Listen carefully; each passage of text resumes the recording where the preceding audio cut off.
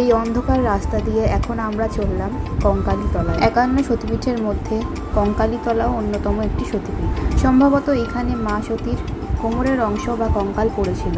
ওখানে পৌঁছে আগে একটু ফুচকা খেয়ে নিলাম। ঝাল ছাড়া দিও।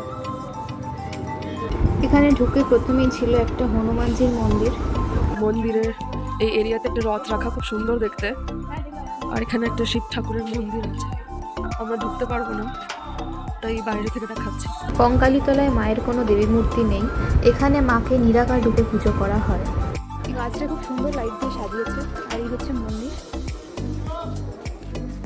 মন্দিরের ভেতরে মায়ের একটা ছবি রাখা ছিল। এখানে মাকে নিরাকার রূপে পুজো করা হয়। মন্দিরের ঠিক পাশেই ছিল একটি জলাশয়, যেটার আর ভিডিও করা হয়নি। আর সেই জলাশয়ের মধ্যেই নাকি মায়ের কোমরের অংশ পড়েছিল, তাই সেখানকার জল কখনোই শুকায় না।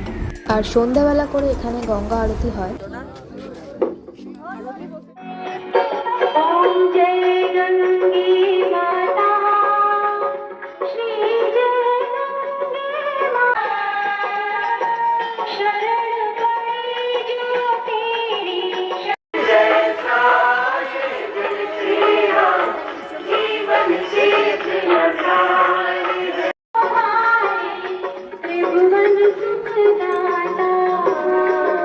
গঙ্গা আরতি দেখার পর আমরা হোমস্টেতে ফিরে এসেছিলাম।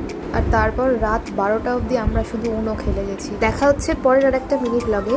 সাবস্ক্রাইব করতে ভুলো না কিন্তু। টাটা।